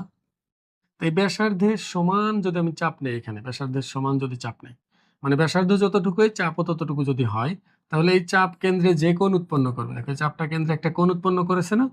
এই কোণটাকে আমরা বলবো হলো ১ রেডিয়ান। আর রেডিয়ান মাথার উপরে যে সার্কুলার সিস্টেম, যেহেতু ওই সি দিয়ে প্রকাশ করা হয়, আমরা বলবো যে 1 রেডিয়ান। সি আছে মানে এটা রেডিয়ান কোণ বোঝানো হচ্ছে। তাহলে দেখো রেডিয়ানের সংজ্ঞা আমি তাহলে বলে দেই। কোন বৃত্তের ব্যাসার্ধের সমান চাপ ওই বৃত্তের কেন্দ্রে যে কোণ উৎপন্ন করে তাকে 1 রেডিয়ান বা রেডিয়ান কোণ বলা হয়। এখন মনে রাখবা আমি যদি বৃত্ত যদি বড় নেই তাহলে ব্যাসার্ধও বড় হবে। আর ব্যাসার্ধ যদি বড় হয় ব্যাসার্ধের সমান চাপ নিলে চাপটাও বড় হবে। কিন্তু আমি যখন যোগ করব এখানে এই চাপ দ্বারা তখন ওই 1 রেডিয়ানই রয়ে যাবে। এটার মান পরিবর্তন হবে না। 1 রেডিয়ান একই থাকবে, ভিন্ন ভিন্ন হবে না। তার মানে মনে রাখবা যে বৃত্ত যত বড় হোক বা যত ছোট হোক, রেডিয়ান কোণ একটা নির্দিষ্ট কোণ। এই জন্য রেডিয়ান কোণ ধ্রুবক কোণ, এটা আমাদের প্রমাণ করতে হবে, এটা পরীক্ষায় আসে। একটু পরে রেডিয়ান সম্পর্কে আরো বিস্তারিত আমরা জানবো, রেডিয়ান এবং ডিগ্রির মধ্যে সম্পর্ক কি সেটাও জানবো। তার আগে আমরা আরো কিছু প্রতিজ্ঞা আমরা শিখে নিব। দেখো প্রতিজ্ঞা মানে কি, এগুলো মূলত তোমার অনেকটা সূত্রের মতো, এটা তুমি সবসময় ব্যবহার করতে পারবা, এটা সবসময়ের জন্য সত্য হয়। বিষয়টা দেখো, প্রথম যে প্রতিজ্ঞাটা আমরা জানি সেটা হলো দুটি বৃত্তের শস্য পরিধি এবং ব্যাসের অনুপাত সবসময় সমান হয়। শুধু দুটি না, বৃত্ত যদি অসংখ্য নেই, সব পরিধি এবং ব্যাসের অনুপাত সবসময় সমান হবে, সেটা পায়ের সমান, এটা আমরা জানি। মানে বিষয়টা এমন, মনে করো একটা বৃত্ত আরো অসংখ্য বৃত্ত তুমি এমন নাও, তো এই বৃত্তের একটা ব্যাস আছে না ডি, ডায়ামিটার, এটারও একটা ব্যাস থাকবে, এটাও মনে করো ডি, এটা D1 দিলাম, এটা D2 দিলাম। আবার এই যে বৃত্ত, এই বৃত্তের একটা পরিধি থাকবে না, পরিধি হলো সার্কামফারেন্স, এটা সি দিয়ে প্রকাশ করা হয়, এটা C1, এটা মনে করো আমি দিলাম হলো C2, এটার সার্কামফারেন্স বা পরিধি মানে পুরাটা। এখন আমি যদি এই C1 কে D1 দ্বারা ভাগ করি, এই C1 কে D1 দ্বারা ভাগ করি, তাহলে সেটা আমরা একটা নির্দিষ্ট সংখ্যা পাবো, সেটা হলো পাই। যে পাই আমরা অমূলদ সংখ্যা হিসাবে চিনি, যার মান 3.14159 ডট ডট ডট, যাকে কখনোই ভগ্নাংশ আকারে প্রকাশ করা যায় না। কিন্তু এখানে তোমার প্রশ্ন আসতে পারে যে স্যার আপনি তো বলছেন যে পাইকে কখনোই ভগ্নাংশ আকারে প্রকাশ করা যায় না, তা আপনি তো এখানে ভগ্নাংশ আকারে প্রকাশ করে রেখে দিয়েছেন, তা কোন ভগ্নাংশ আকারে প্রকাশ করা যায় না? যে ভগ্নাংশ লব এবং হর দুইটাই পূর্ণ সংখ্যা, এই আকারে তুমি প্রকাশ করতে পারবা না, বা লব হর দুইটাই মূলদ সংখ্যা, এটা তুমি বলতে পারো। তুমি মনে রাখবা পৃথিবীতে যত বৃত্ত আছে, কোন বৃত্তের আমরা বলি না পায়ের মান 22/7, যারা এটা বলি তারা ভুল বলি। পায়ের মান 22/7 না, পায়ের মান হলো 22/7 খুব কাছাকাছি। এই জন্য আমরা মাঝে মধ্যে 22/7 নিয়ে কাজ করি, উত্তরটা খুব কাছাকাছি আছে কিন্তু 100% মিলবে না তোমার। তুমি মনে রাখবা পায়ের মানকে কখনোই ভগ্নাংশ আকারে এইভাবে প্রকাশ করতে তুমি পারবে না। বিশ্বাস না হয় তুমি 7 সেন্টিমিটার, এই 7 ডি এর মান 7 না, ডায়ামিটার ব্যাস, তাহলে ব্যাসার্ধ কত হবে 3.5, তা তুমি 3.5 সেন্টিমিটার নিয়ে একটা বৃত্ত আঁকবা খাতার মধ্যে, আঁকার পর তারপর ওইটার পরিধি যদি মাপতে পারো কোনোভাবে ফিতা দিয়ে বা সুতা দিয়ে সুন্দর করে মাপবা, দেখবা যে কখনোই সেটা 22-এর সরাসরি সমান হবে না, 22-এর খুব কাছাকাছি যাবে কিন্তু 22-এর একেবারে পুরোপুরি সমান হবে না, কখনোই হবে না। তার মানে মনে রাখবে কোনো বৃত্তেরই ব্যাস যদি তুমি পূর্ণ সংখ্যা বা মূলদ সংখ্যা নাও, তাহলে পরিধি কখনোই মূলদ বানাইতে পারবে না। তুমি চেষ্টা করে দেখো, এটা আমাদের হিসাবের সুবিধার জন্য আমরা অনেক সময় বলি যে এটার কাছাকাছি। এই জন্য তুমি মনে রাখবা 22/7 খুব কাছাকাছি পায়ের মান, কিন্তু 22/7 না। এখান থেকে তোমাদের আরেকটা জিনিস তাহলে আমি প্রমাণ করে দিই। দেখো যে কোনো বৃত্তের পরিধিকে আমরা বলতেছি সি, আর ব্যাসকে বলতেছি ডি, ডায়ামিটার, আর এটা সবসময় কার সমান? পায়ের সমান। তাহলে আমি যদি এটা আড়াআড়ি গুণ করি তাহলে সি সমান কি হবে? ডি পাই। সি সমান হলো ডি পাই। এখন বলো ডি তো ডায়ামিটার মানে ব্যাসার্ধের দ্বিগুণ, ব্যাসার্ধ যদি আর হয় ডি হবে 2r, মানে আমি বলতে পারি ডি হলো 2r এর সমান। তো এখানে ডি এর জায়গায় যদি আমি 2r বসিয়ে দেই তাহলে এখানে আসে কি 2 পাই আর হয়ে যায়। দেখো ভালো করে, মানে ডি সমান 2r বসাইলে পাই তো আগে ছিল, 2r আর কে আমি একটু দূরে রাখলাম, এই জন্য রাখলাম কারণ এটাকে আমরা চিনি, পরিধির সূত্র এটা, পরিধি সি সমান হলো 2 পাই আর, এই জন্যই পরিধির সূত্র আসলে 2 পাই আর আসে। অন্য উপায়েও প্রমাণ করতে পারবা তুমি 2 পাই আর, কিন্তু এটা থেকেও প্রমাণটা করা যায়। আমি আশা করব তুমি বুঝতে পারছো যে বৃত্তের পরিধি এবং ব্যাসের অনুপাত যে সবসময় সমান হয় কেন, এটা যে কোনো বৃত্ত নিবা একই আসবে, সেটা পায়ের সমান। এবার দেখো প্রতিজ্ঞা 3টা একটু ভালো করে খেয়াল করো। এখানে বলছে বৃত্তের কোনো চাপের উপর দণ্ডায়মান কেন্দ্রস্থ কোণ ওই বৃত্ত চাপের সমানুপাতিক। এটা খুবই প্রয়োজনীয় একটা জিনিস। দেখো মনে করো এটা একটা বৃত্ত, এখানে আমাকে চাপের উপর দণ্ডায়মান কেন্দ্রস্থ কোণ লাগবে। মনে করো এই চাপটা নিলাম আমরা, এ বি চাপ, তো এর উপর একটা কেন্দ্রস্থ কোণ আসবে না, এটা মনে করো এ ও বি। হ্যাঁ, তা এখানে বলা হয়েছে যে বৃত্ত চাপ আর এই কোণটা পরস্পর সমানুপাতি হবে। সমানুপাতি মানে কি? মানে একটা যদি বৃদ্ধি পায় তাহলে আরেকটা বাড়তে থাকবে, একটার মান কমলে আরেকটা মানও কমবে। এটাকে সমানুপাতি বলি আমরা। তাহলে বিষয়টা এমন, এই যে চাপ এবি, এই চাপ এবি এর জন্য যদি কোণ থিটা হয়, আমি যদি এবি কে বৃদ্ধি করি তাহলে থিটার মানও বৃদ্ধি পাবে, এটাকে আরো বৃদ্ধি করলে থিটার মান আরো বৃদ্ধি পাবে। যেহেতু একটা বাড়ালে আর একটা এমনি এমনি বাড়তে থাকে, তাহলে এটাকে বলা হয় সমানুপাতি। মানে তুমি এইভাবে লিখতে পারবা যে কোণ এবি, মানে যে কোণ এবি মানে কি থিটা, সমানুপাতি চাপ এবি, চাপ এবি। মনে রাখবা, তুমি যদি শুধু এবি লেখো তাহলে কিন্তু মানুষ এটা বুঝবে, এই যে সরাসরি যেটা আছে জ্যা হিসাবে আছে, এই জন্য তুমি শুধু এবি বলবা না, হয় চাপ এবি বলবা, আর না হলে তুমি ইচ্ছা করলে এই যে এবি লিখে মাথার উপর একটা চাপের মতো চিহ্ন দিয়ে দিতে পারবা। এটা দিয়ে যা বোঝানো হয় এটা দিয়ে একই জিনিস বোঝানো হয়। যখন মাথার উপর এরকম বাঁকা দাগ থাকে তখন এটাকে আমরা ধরে নিই হলো এটা চাপ, চাপের দৈর্ঘ্য। আর তুমি যদি চাপ না লিখে শুধু এবি লিখো তাহলে মানুষ বুঝবে যে এই জ্যাটাকে তুমি বোঝাচ্ছ, মানে সরাসরি দূরত্ব বোঝাচ্ছ। এই জন্য তুমি মনে রাখবে এটাকে, এটা আমরা বলতে পারবো সবসময়। আর এটার কারণেই মূলত আমরা ওই যে S equal to R theta এটা প্রমাণ করতে পারি। কিন্তু এটা আমাদের আসলে কখনোই প্রমাণ কাজে আসবে না। এটা যদি তোমরা শিখতে চাও তাহলে আমি এটা তোমাদের শিখিয়ে দেবো, কমেন্ট বক্সে জানালে দেখবে যে আমি শুধু এটা নিয়ে একটা ভিডিও করবো ছোট্ট একটা, তখন তোমরা বুঝে যেতে পারবে। এটা তোমার কাজে লাগবে না, এই জন্য আমরা এটা প্রমাণ করবো না, তুমি শুধু মনে রাখো যে এটা সবসময় সত্য হয়। এবার দেখো, এবার আমরা তাহলে রেডিয়ান কোণ যে ধ্রুবক কোণ এটা আমরা প্রমাণ করবো, একটু বোঝার চেষ্টা করো ভালো করে। রেডিয়ান কোণ কি বলছিলাম, একটু আগেই বলছি, রেডিয়ান কোণ মানে হলো কোন বৃত্তের ব্যাসার্ধের সমান চাপ। এটা যদি ব্যাসার্ধ হয়, এই চাপও যদি আর এর সমান হয়, তাহলে এই চাপ দ্বারা কেন্দ্রে যে কোণ উৎপন্ন করবে তাকে বলা হয় 1 রেডিয়ান। আর এই রেডিয়ান কোণ সবসময় নির্দিষ্ট, বা রেডিয়ান কোণের মান কত, একটা ধ্রুব মান, সেটা আমি প্রমাণ করবো এখানে। রেডিয়ান কোণ ধ্রুব কোণ, এটা আমরা প্রমাণ করবো এখন। রেডিয়ান কোণের সংজ্ঞা তোমরা মুখস্থ করে নাও এখনই, খুব সহজ। দেখো আরেকবার বলি, কোন বৃত্তের ব্যাসার্ধের সমান চাপ ওই বৃত্তের কেন্দ্রে, মানে এই যেটুকু মনে করো চাপ, তাহলে এই বৃত্তের কেন্দ্রে একটা কোণ উৎপন্ন করলো, এই কোণটাকেই বলবো রেডিয়ান কোণ বা 1 রেডিয়ান। বৃত্ত ছোট বড় যাই হোক, রেডিয়ান কোণ ফিক্সড। এটা প্রমাণ করা খুবই সহজ। এর জন্য তোমাদের আরেকটা জিনিস একটু খেয়াল করো, একটু খেয়াল করো তো। যদি একটা বৃত্ত আমি নেই, এটা কেন্দ্র ও, এটা এ, এটা দিলাম হলো বি, তাহলে এ ও বি একটা কোণ উৎপন্ন হলো এখানে। আর এখানে আরেকটা দিলাম, এটা হলো সি, তাহলে এ ও সি একটা কোণ উৎপন্ন হলো।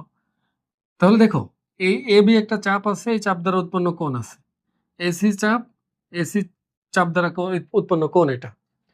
আমি যদি এই চাপগুলোর অনুপাত নির্ণয় করি, দেখো এ বি চাপ আর এসি চাপের যে অনুপাত, এটার যে অনুপাতের মান পাবো সেটা এ বি চাপ দ্বারা উৎপন্ন যে কেন্দ্রস্থ কোণ আর এসি চাপ দ্বারা উৎপন্ন যে কেন্দ্রস্থ কোণ এওসি।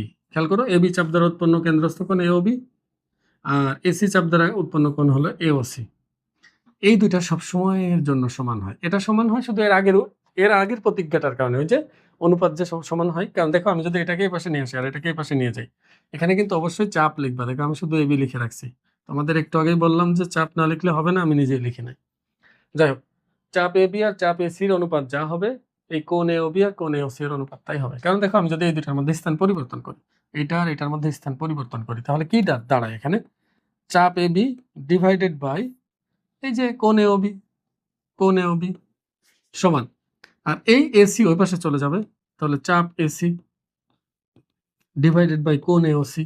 আমি তো একটু আগে একটা প্রতিজ্ঞা পড়ে এসেছি যে বৃত্ত যদি একই হয়, বৃত্ত যদি একটাই হয়, তাহলে চাপ এবং চাপ দ্বারা উৎপন্ন কেন্দ্রে যে কোণটা আছে না, এর অনুপাত সমানুপাতি। সমানুপাতি মানে কি, সমান অনুপাত হবে।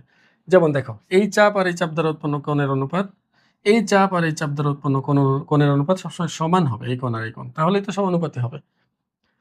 তা এটা বলা যায় যেহেতু, এই জন্য আমরা এটাও বলতে পারবো। তুমি যদি শুধু এতটুকু জানো, এতটুকু যদি শিখে ফেলো, মনে করো এখানে আমি যদি ডি দেই, তাহলে আমি চোখ বন্ধ করে বলতে পারবো বিডি বাই এবি।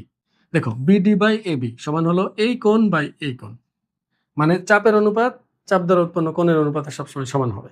এটাই যদি আমি জানি, তাহলে খুব সহজেই রেডিয়ান কোণ ধ্রুবক কোণ আমরা প্রমাণ করে ফেলতে পারবো। একটু খেয়াল করো, এটা খুবই গুরুত্বপূর্ণ, পরীক্ষায় আসে, অনেক আসে পরীক্ষায় যে রেডিয়ান কোণ ধ্রুবক কোণ প্রমাণ করো। এটা প্রমাণের জন্য ওই প্রতিজ্ঞা, তোমার বইয়ে প্রতিজ্ঞা 4 না হলে 3 দেওয়া আছে। এটা আমি আগের বই দেখে করছি কিনা বলতে পারছি, যাই হোক তুমি খুঁজে নিও, প্রতিজ্ঞা 3 না 4 তুমি খুঁজে পাবে, এটা সমস্যা না। আমি বাংলা কথাগুলো লিখবো না, আমি শুধু এই যে চিত্রটা দেখো, এটা দিলাম হলো ও, এটা হলো এ, এটা হলো বি, আর এটাকে দিলাম হলো সি। এখানে খেয়াল করো ভালো করে, এই ও এ হলো ব্যাসার্ধ আর চাপ এ বি হলো ব্যাসার্ধ আর এর সমান। বুঝো কিন্তু এই এ বি চাপ হলো ব্যাসার্ধ আর এর সমান। এই যে ও এ যে ব্যাসার্ধ আছে এটা সমান। তাহলে বলো তো কোণ এ ও বি কি রেডিয়ান কোণ হবে না? 1 রেডিয়ান হবে না? কারণ রেডিয়ান কোণের সংজ্ঞাই তো এটা। কোন বৃত্তের ব্যাসার্ধের সমান চাপ ওই বৃত্তের কেন্দ্রে যে কোণ উৎপন্ন করবে তাকে 1 রেডিয়ান বলা হয়। তাহলে ওই হিসাবে এটা 1 রেডিয়ান কোণ। আর আমি কি করছি, আমাদের প্রমাণের স্বার্থে এখানে একটা লম্ব এঁকেছি। লম্ব, এটা কিন্তু লম্ব 90 ডিগ্রি। এখন আমি প্রমাণ করতে চাচ্ছি যে রেডিয়ান কোণ মানে 1 রেডিয়ানের যে মানটা, মানে রেডিয়ান কোণ কি এ ও বি না? আমি এখানে 1 রেডিয়ান লিখবো না, তুমি এখানে 1 রেডিয়ান লেখার দরকার নেই। তুমি শুধু এইখানে লিখবা লেখার সময়, ওর ভিতরে লেখার দরকার নেই। ভিতরে লিখলে চিত্রটা খুবই বাজে হয়ে যাবে, প্রমাণ করতে বেশি একটা সুবিধা পাবে না, বাজে দেখাবে আর কি। আমি শুধু প্রমাণটা লিখতেছি, একটু ভালো করে খেয়াল করো। অঙ্কনটা বলতেছি না, যে আমি যে অঙ্কন করেছি যে এটা লম্বা কি, এগুলো আমি বলতেছি না। বইয়ের মধ্যে লেখা আছে, তোমরা একটা বললাম, শুধু প্রমাণ মূল জিনিসটুকু তোমাদের লিখে দেই। একটু খেয়াল করো, এখানে বোঝার চেষ্টা করো। এখানে কিন্তু দুইটা কোণ আছে, একটা হলো রেডিয়ান কোণ, একটা হলো সমকোণ। আমি জানি যে দুইটা কোণের অনুপাত আর ওই দুইটা কোণ যে চাপ দ্বারা উৎপন্ন হয়েছে তাদের চাপের অনুপাত সমান হয়। তাহলে আমি কোন দুইটার মান জানি, একটা এওবি একটা এওসি। এটা হলো 1 রেডিয়ান, এটা হলো 1 সমকোণ। এখন আমি দেখো চাপ এবি এর মানও জানি। এবি চাপের মান কত? আর ব্যাসার্ধ আর এর সমান। কিন্তু এসি চাপের মান আমার জানা নাই। আমি যদি শুধু এসি চাপের মান বের করতে পারি তাহলে অনুপাত দিয়ে এটা প্রমাণ হয়ে যাবে। তাহলে আমি আগে লিখি, ও এ সমান হলো ব্যাসার্ধ আর, চাপ এবি, চাপ এবি সমান হলো, এটাও ব্যাসার্ধ আর, কারণ রেডিয়ান কোণ যেটা দেখো, ও এ ব্যাসার্ধ, চাপ এবি ব্যাসার্ধ, দুইটাই। আমি একক দিচ্ছি না, তোমরা একক দিয়ে নিও, তোমরা বইটা দেখে লিখবা সুন্দর করে, বইয়ের মতো বইটা আমি বুঝিয়ে দিচ্ছি দেখো। আর এখানে দেখো কোণ এওবি, কোণ এওবি কত? কোণ এওবি হলো 1 রেডিয়ান। আর কোণ এওসি, কোণ এওসি কত হবে? খেয়াল করো, এওসি তো লম্ব এঁকেছি আমি, এটা মনে রাখবা। তাহলে এটা 1 সমকোণ। আরেকটা জিনিস বাকি আছে, সেটা হলো এসি চাপ। দেখো এসি চাপ কি হবে একটু বোঝার চেষ্টা করো। এটার উপর আমি এখানে লম্ব এঁকেছি, এটাকে যদি পিছের দিকে বর্ধিত করি, এটাকেও যদি পিছের দিকে বর্ধিত করি, তাহলে এই বৃত্তটা সমান 4 ভাগে ভাগ হয়ে যাবে, যার প্রতিটা কোণ 90 ডিগ্রি। দেখো এখানে এটা কিন্তু কেন্দ্র, এটা কিন্তু কেন্দ্র। তুমি এবার এদিক দিয়ে দিও না, এদিক দিয়ে বলো না তাহলে সবগুলো সমান হবে, এমন না। এটা তো কেন্দ্র, তাই না? ও তো কেন্দ্র। তাহলে ওই হিসাবে কেন্দ্রে এটা 90 ডিগ্রি, এটা 90 ডিগ্রি, এটা 90 ডিগ্রি, এটা 90 ডিগ্রি। তাহলে সবগুলো চাপের অনুপাত পরিমাণও সমান হবে। এখানে যতটুকু, এখানে ততটুকু, এখানেও ততটুকু, এখানেও একই পরিমাণ। তাহলে আমি বলতে পারি যে আমি যদি এটার মান বের করতে চাই, এটা হবে পুরা পরিধির 4 ভাগের 1 ভাগ। পুরা পরিধিটা হলো 2 পাই আর, আর এই অংশ তাহলে কত হবে? 4 ভাগের 1 ভাগ। 4 ভাগের 1 ভাগ বের করতে গেলে 4 দিয়ে ভাগ করলেও হয়, অথবা 1/4 সামনে গুণ করলেও হয়। তো এটা দিয়ে আমি যদি বের করি তাহলে কিন্তু এসি এর মান আমি পেয়ে যাব, যেহেতু ব্যাসার্ধ আর আমার জানা। তাহলে আমি এটাই করি। তাহলে চাপ এসি সমান হচ্ছে 1/4 ইন্টু 2 পাই আর, কাটাকাটি করলে পাই আর বাই 2। এখন দেখো আমরা জানি, আমরা জানি আমরা জানি হলো দুইটা চাপের অনুপাত আর দুইটা কোণের অনুপাত সমান। তাহলে কোণ দুইটা আমরা নিয়ে নেই। দেখো আমি কিন্তু প্রমাণ করতে চাই এই 1 রেডিয়ানের মান হচ্ছে ধ্রুবক। তাহলে আমি কি লিখতে পারবো, কোণ এ ও বি, আর অন্য একটা কোণ আছে সমকোণ, সেটা কি কোণ এ ও সি। কোণ এ ও সি এই দুইটার অনুপাত সমান হবে এই কোণ উৎপন্ন হয়েছে কোন চাপ দ্বারা, শুধু কেন্দ্রটা বাদ দিলেই হয়, কেন্দ্র ও বাদ দাও। তাহলে চাপ এবি, চাপ এবি। আর এওসি কোণ উৎপন্ন হলো কোন চাপ দ্বারা? এসি চাপ দ্বারা। তাহলে চাপ এসি। এবার আমি মানগুলো বসিয়ে দিই। দেখো আমার কিন্তু এ ও বি এর মান, রেডিয়ান কোণ ধ্রুবক কোণ দেখাতে চাচ্ছি, মানে এই যে এ ও বি কোণ ধ্রুবক কোণ দেখাতে চাচ্ছি। তাহলে কোণ এ ও বি কে বামেই রেখে দেব, এ ও বি কে বামে রেখে দিলাম, এ ও সি কে ডানে নিয়ে যাব, এ ও সি কে ডানে। এখন চাপ এ বি এর মান বসিয়ে দাও। চাপ এ বি এর মান কোনটা দেখো তো? চাপ এ বি এর মান হলো আর, আর চাপ এ সি এর মান হলো pi r by 2, pi r by 2 into এই যে এ ও সি ওই পাশে গেলে গুণ হবে না, নিচের থেকে উপরে যাবে। এ ও সি এর মান কত বলো তো? এ ও সি এর মান 1 সমকোণ। তাহলে এটা একবারে লিখে দিলাম আমি, 1 সমকোণ। এবার দেখো এটা ভাগ আছে গুণ আকারে লিখি, এটা ভাগ আছে গুণ আকারে লিখি, বা কোণ এ ও বি সমান হলো, এটা ভাগ গুণ আকারে লিখলে লব পরিবর্তন হয় না, কিন্তু হরটা পরিবর্তন হবে, মানে উল্টায় যাবে। উল্টায় গেলে 2 যাবে উপরে, পাই আর যাবে নিচে, আর 1 সমকোণ তো আছে এই পাশে। এবার দেখো আর আর কাটা, তাহলে আমরা পাইলাম 2 সমকোণ বাই পাই, 2 সমকোণ বাই পাই। একটু ভালো করে খেয়াল করো, কোণ এ ও বি মানে রেডিয়ান কোণের মান পেয়ে গেলাম 2 সমকোণ বাই পাই। আচ্ছা বলো তো, এই 2 গুণ সমকোণ বাই পাই এর মধ্যে কোনো চলক আছে? 2 সমকোণ সবসময় একই থাকে, কখনোই পরিবর্তন হয় না। 2 সমকোণ মানে 180 ডিগ্রি। এমন না আজকে 180 ডিগ্রি, কালকে 360 ডিগ্রি হবে, পরের দিন 120 ডিগ্রি, এমন না। এটা পরিবর্তন হবে না, এটা ফিক্সড। আর পায়ের মানও ফিক্সড। তার মানে এখানে পরিবর্তন, এই মান পরিবর্তন হওয়ার কোনো সম্ভাবনাই নেই। পরিবর্তন হতো যদি ব্যাসার্ধ রয়ে যেত। এখানে যদি আর রয়ে যেত তখন কি ঘটতো? ওই আর থেকে যাওয়ার কারণে ব্যাসার্ধ বড় মানে বৃত্ত ছোট হলে মান কমে যেত, বৃত্ত বড় হলে মান বেড়ে যেত। যেহেতু এখানে ব্যাসার্ধটা নাই, মানে ব্যাসার্ধটা ক্যান্সেল হয়ে গেছে, তাহলে এখানে পুরাটাই ধ্রুব সংখ্যা পুরাটা। তাহলে আমি বলতে পারি না এ ও বি একটা নির্দিষ্ট কোণ, ধ্রুব কোণ, ফিক্সড কোণ একটা, এটা বলা যায়। তাহলে তুমি এখানে লিখে দেবো যে সুতরাং কোণ এ ও বি একটা ধ্রুব কোণ, মানে রেডিয়ান কোণ একটা ধ্রুব কোণ। এখন দেখো এটা কিন্তু 1 রেডিয়ান। তা আমি যদি বলি 1 রেডিয়ান সমান হলো এই 2 সমকোণ বাই পাই, 2 সমকোণ বাই পাই।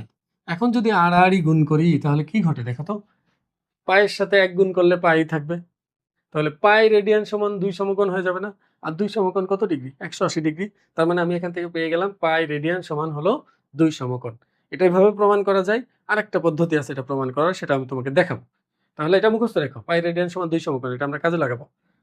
দেখো এটা আমি পরে দেখাচ্ছি, আগে রেডিয়ান আর ইসের মধ্যে সম্পর্ক দেখাই। দেখো এটাকে ক্লিয়ার করি। মনে করো এটা ব্যাসার্ধ আর, এটুকু আর, এটুকু আর, এটা 1 রেডিয়ান কোণ উৎপন্ন হলো, 1 রেডিয়ান। কারণ রেডিয়ান কোণ তো আমরা জানি যে কোন বৃত্তের ব্যাসার্ধের সমান চাপ, এই চাপটা কেন্দ্রে যে কোণ উৎপন্ন করবে তাকে বলা হয় 1 রেডিয়ান, এটা আমরা জানি। তাহলে তুমি বলো তো, চাপের দৈর্ঘ্য যখন আর একক, খেয়াল করো ঐকিক নিয়মে করা যায় এটা, চাপের দৈর্ঘ্য আর একক হলে কেন্দ্রে উৎপন্ন কোণ কত হচ্ছে? কেন্দ্রে উৎপন্ন কোণ 1 রেডিয়ান, 1 রেডিয়ান। খেয়াল করো কিন্তু চাপের দৈর্ঘ্য আর একক মানে কেন্দ্রে উৎপন্ন কোণ 1 রেডিয়ান। ঐকিক নিয়ম, চাপের দৈর্ঘ্য যদি 1 একক হয় তাহলে কেন্দ্রে উৎপন্ন কোণ হবে 1 বাই পাই, সরি 1 বাই আর। ওই যে ছোটবেলার মতো 5টির দাম 10 টাকা হলে একটার দাম কত, 5 দিয়ে ভাগ করতাম, ওইটার মতো একেবারে। এখন দেখো চাপ যদি আমি পুরাটা নেই, পুরাটা, পুরা চাপ মানে কত? পুরা চাপ মানে হলো পরিধি, যেটাকে আমরা 2 পাই আর দিয়ে প্রকাশ করি। তাহলে আমি চাপ পুরাটা নিব, মানে 2 পাই আর যদি নেই, পরিধির সমান নিয়ে নিই, তাহলে কেন্দ্রে উৎপন্ন কোণ হবে হলো 1 এর সাথে 2 পাই আর গুণ হবে উপরে আর নিচে আর। এখন আর আর কেটে গেলে থাকবে শুধু 2 পাই। তার মানে দেখো কেন্দ্রে উৎপন্ন কোণ রেডিয়ানে আসতেছে 2 পাই রেডিয়ান, কিন্তু আমরা তো জানি যে কেন্দ্রে উৎপন্ন কোণ ডিগ্রিতে 360 ডিগ্রি।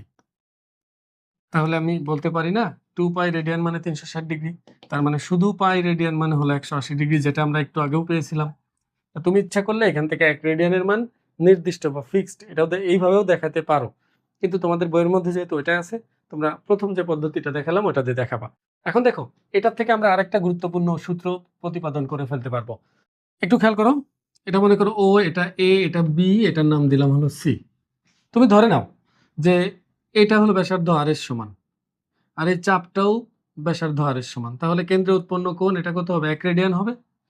আর এইখানে যে চাপটুকু আছে ধরে নাও যে এই চাপটার দৈর্ঘ্য হলো এস, আর এটার কেন্দ্রে উৎপন্ন কোণ হলো থিটা, মানে ওই চাপ দ্বারা কেন্দ্রে উৎপন্ন কোণ মনে করো থিটা। তুমি চাপ এস এটা না ধরে পুরাটাও ধরতে পারো, এটা তোমার ইচ্ছা। আমি ওইটা ধরলাম। একটু আগেই নাম বলেছি কতগুলো দুইটা কোণের অনুপাত, আর ওই কোণ দুইটা দ্বারা যে চাপ উৎপন্ন হয়েছে তার অনুপাত সমান হয়, বা উল্টা করে বললে চাপের অনুপাত আর কোণের অনুপাত সমান হয়। তাহলে কি আমি বলতে পারবো এই যে এ বি চাপ মানে ব্যাসার্ধ কিন্তু আর এর সমান ছিল, যেহেতু রেডিয়ান কোণ, তাহলে আমি বলতে পারবো যে এ বি চাপ ডিভাইডেড বাই বিসি চাপ সমান হলো এ বি দ্বারা উৎপন্ন কোণ হলো এ ও বি ডিভাইডেড বাই বিসি দ্বারা কোণ উৎপন্ন হয়েছে হলো বি ও সি। তাহলে এখানে এ বি চাপ মানে হলো ব্যাসার্ধ আর এর সমান, বিসি চাপ মানে হলো এস এর সমান, এ ও বি হলো 1 রেডিয়ান, বি ও সি হলো থিটা, জানি না এই যে কোণ থিটা বি ও সি। এবার আড়াআড়ি যদি গুণ করি, 1 এর সাথে এস গুণ করলে এসই থাকে, আর থিটার সাথে আর গুণ করলে হবে আর থিটা। তাহলে এস সমান হলো আর থিটা, যেখানে থিটা অবশ্যই অবশ্যই রেডিয়ান কোণ, এটা মনে রাখবা। থিটা অবশ্যই রেডিয়ান কোণ, কারণ এখানে যেহেতু এগুলো আমরা রেডিয়ান নিয়ে হিসাব করতেছি, তাহলে এটাও রেডিয়ান কোণে হিসাব করতে হবে। তাহলে কখনো যদি আমরা এই সূত্র প্রয়োগ করি, তাহলে থিটা কোণকে অবশ্যই রেডিয়ানে প্রকাশ করে নিতে হবে, না হলে কিন্তু অঙ্ক হবে না। এটা দিয়ে আমরা অর্ধেক অঙ্ক করে ফেলবো অনুশীলনী, দেখবা। তাহলে এই সূত্রটা তুমি অবশ্যই মুখস্থ রাখবে। কিভাবে আসছে এটা না জানলেও চলবে, কিন্তু সূত্রটা তোমাকে মুখস্থ রাখতে হবে। এখন দেখো, আমরা ডিগ্রি এবং রেডিয়ানের মধ্যে অলরেডি সম্পর্ক স্থাপন করে ফেলেছি। আমরা দেখেছি যে পাই রেডিয়ান সমান কত হবে, 180 ডিগ্রি। এটা আমাদের আসল জিনিস, এটা থেকে আমরা বাকিদের বের করতে পারবো। এখন যদি তোমাকে বলা হয় 1 রেডিয়ান সমান কত ডিগ্রি, দেখো 1 রেডিয়ান মানে হলো পাই দিয়ে দুইটাকেই ভাগ করবা। এটাকেও পাই দিয়ে ভাগ, এটাকেও পাই দিয়ে ভাগ। এটাকে পাই দিয়ে ভাগ দিলে হবে 1, আর এটাকে পাই দিয়ে ভাগ দিলে হবে 180 ডিভাইডেড বাই পাই। তাহলে এখানে ডিগ্রি থাকলো। তাহলে দেখো 1 রেডিয়ান সমান হলো 180 বাই পাই ডিগ্রি। এখন যদি তোমাকে বলা হয় 1 ডিগ্রি সমান কত রেডিয়ান, এটাকে 1 বানাতে হবে। তাহলে 180 দিয়ে উভয় পাশে ভাগ করবা। তাহলে এই পাশে 180 দিয়ে ভাগ দিলে এখানে আসতেছে রেডিয়ান, আর এখানে 180 দিয়ে ভাগ দিলে শুধু 1 থাকবে। তাহলে আমি বলতে পারি 1 ডিগ্রি সমান হলো পাই বাই 180 রেডিয়ান। এটা বলা যাবে। আমি আশা করবো তুমি বুঝছো। এটা শুধু মনে রাখো, এটা থেকে আমরা বাকিগুলো বের করে নিব যখন যেটা প্রয়োজন হয়। আর আমরা ডিগ্রির মধ্যে সম্পর্ক দেখছি যে 1 ডিগ্রি সমান হলো 60 মিনিট, 1 মিনিট সমান হলো 60 সেকেন্ড। এই দুইটা দাগ থাকলে সেকেন্ড, একটা দাগ থাকলে সেটাকে বলা হবে মিনিট। এইগুলা যদি আমরা জানতে পারি বা বুঝতে পারি, তাহলে দেখবা যে কোনো ডিগ্রিকে আমরা রেডিয়ানে, রেডিয়ানকে ডিগ্রিতে প্রকাশ করতে পারবো খুব সহজেই। চলো আমরা পরে কি আছে দেখি। এখন আমরা শিখবো কিভাবে রেডিয়ানে প্রকাশ করা যায়, ডিগ্রি দেওয়া থাকলে কিভাবে রেডিয়ানে প্রকাশ করা যায়। এখন খেয়াল করো, আমরা প্রথমে যদি এটাকে করতে চাই, 75 ডিগ্রি 30 মিনিট দেওয়া আছে। দেখো আমরা কিন্তু শিখেছি হলো ডিগ্রি থেকে রেডিয়ানে যাওয়া, আমরা কিন্তু মিনিট থেকে রেডিয়ানে যাওয়া শিখি নাই। তাহলে আমি এখানে মিনিটকে অবশ্যই আগে ডিগ্রিতে রূপান্তর করব। তাহলে মিনিটকে যদি ডিগ্রিতে রূপান্তর করতে চাই, তাহলে 75 ডিগ্রি যোগ 30 মিনিটকে ডিগ্রিতে নিতে চাইলে কি করতে হবে, 60 দিয়ে ভাগ করতে হবে। 60 দিয়ে ভাগ করলে তখন এটাও ডিগ্রি হয়ে যাবে। তাহলে 75 ডিগ্রি প্লাস এটা হয় হাফ, হাফ হয় না, মানে 0.5 ডিগ্রি। যাও, এটা দশমিক ক্যালকুলেটর ছাড়াই হচ্ছে। এবার এটা যোগ করলে হবে 75.5 ডিগ্রি। এবার এই 75.5 ডিগ্রিকে আমি কত দিয়ে গুণ করলে রেডিয়ানে যাবে বলো তো? দেখো আমি কিন্তু বলছি যে 1 ডিগ্রি সমান হলো pi by 180 radian, pi by 180 radian.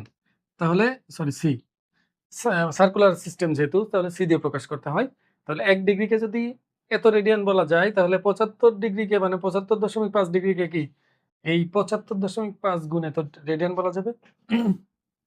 তাহলে এখানে পাই বাই 180, এটা পুরোটা হবে রেডিয়ান। এখানে দেখো, অনেকে বিভ্রান্ত হও যে পায়ের মান আমি কত বসাবো, 180 বসাবো? না, পায়ের মান 3.141615 3.14159 ডট ডট এভাবে চলে। তো তাই এখানে তুমি 1 এই পর্যন্ত নিতে চাইলে 1416 নিতে পারো। তার মানে এখানে আমি পায়ের মান 3.1416 বসাবো। 3.1416 ডিভাইডেড বাই 180। অবশ্যই এখানে প্রায় লিখতে হবে, কারণ আমি পায়ের মান কখনো পুরাটা নিতেও পারবো না, যার কারণে আমি এখানে পুরা উত্তর, এটাই আসল উত্তর, এটা আমি বলতে পারবো না। এই জন্য এখানে প্রায় লিখতে হবে, মানে কাছাকাছি, উত্তরটার কাছাকাছি এটা আমরা বলতে পারি। একটু খেয়াল করো, তুমি এখন বলতে পারো স্যার আপনি একটু আগেই বললেন পাই মানে হলো 180 ডিগ্রি। দেখো আমি যখন কোণ হিসাবে পাইকে ব্যবহার করতেছি, তখন পাই রেডিয়ান থাকে, আর পাই রেডিয়ান মানে হলো 180 ডিগ্রি। এর মানে হলো 3.1416, আচ্ছা 16 দিলাম। তার মানে 3.1416 রেডিয়ান মানে হলো 180 ডিগ্রি। এর অর্থ হলো এটা। তার মানে ওই যে পাই রেডিয়ান মানে 180 ডিগ্রি, আর 3.1416 রেডিয়ান মানে 180 ডিগ্রি, একই কথা, কোনো পার্থক্য নাই। তো এখানে যেহেতু আমি রেডিয়ানটা না, এটা শুধু পাই, এটা যেহেতু পাই বাই 180 দিয়ে গুণ করলে এককটা রেডিয়ান তো রয়েই গেছে, ওইখানে রেডিয়ানটা রয়ে যাচ্ছে। তাহলে আমি শুধু পায়ের মানটা বসাবো না এখানে, তার পায়ের মান যেটা এটা সেটা বসাবো। এখানে বসাইলে কত আসবে, ক্যালকুলেটরে উঠাও, যা আসবে সেটা অ্যান্সার। আমি আশা করবো তোমরা এটা করতে পারবে। এবার এটা দেখো, এখানে এটা প্রায় লিখবা, কিন্তু প্রায়টা মুছে গেছে। এটা আর এটা একই রকম, আমি একটা করাই দেই। তুমি যদি এটা করতে চাও, তাহলে দেখো 55 ডিগ্রি, আমি যদি 54 মিনিটকে ডিগ্রিতে নিতে চাই, তাহলে অবশ্যই এটাকে 60 দিয়ে ভাগ করতে হবে। আমি তোমাদের বলেছিলাম যে তুমি এই অঙ্ক করার সময়, মানে এই যে রেডিয়ান থেকে ডিগ্রি, ডিগ্রি থেকে রেডিয়ান নিতে চাইলে তুমি ডিগ্রিকে ঘন্টা মনে করবা, তাহলে তোমার মনে রাখতে সুবিধা হবে। তো 1 ঘন্টা সমান কত মিনিট, 60 মিনিট না? তাহলে আমি মিনিটকে যদি ডিগ্রিতে নিতে চাই বা ঘন্টায় নিতে চাই, তাহলে কত দিয়ে ভাগ করতে হবে, 60 দিয়ে ভাগ করতে হবে। তাহলে এটা 54কে 60 দিয়ে ভাগ দিলাম, তাহলে এটা ডিগ্রি হয়ে গেল। আর 53 যে সেকেন্ড, এই সেকেন্ডকে যদি আমি ঘন্টায় নিতে চাই, তাহলে কত দিয়ে ভাগ করতে হয়, 3600 দিয়ে। মানে দেখো, একটা দাগ উঠানোর জন্য একটা 60 দিয়ে ভাগ, আরো একটা দাগ উঠানোর জন্য আরো একটা 60 আসবে। তাহলে এই 60 গুণ 60 কত হবে? 3600। তাহলে এই 53কে আমি দুইটা দাগে এখানে উঠাই দিব। নিচে কি করব? এই যে একটা দাগের জন্য একবার 60 আর একটার জন্য আরেকবার 60, মানে 60 গুণ 60 3600 একবারে দিয়ে দিলাম। এটাও ডিগ্রি। এবার তুমি এটাকেও ভাঙাবা, এই সরি, এই তিনটাই যোগ করো। এটাকে দশমিকে নেওয়া তো লাগতেছে না, এটা দশমিকে নাও, এটা দশমিকে নাও। আমি তোমাদের দশমিকে নিয়ে দেখাই।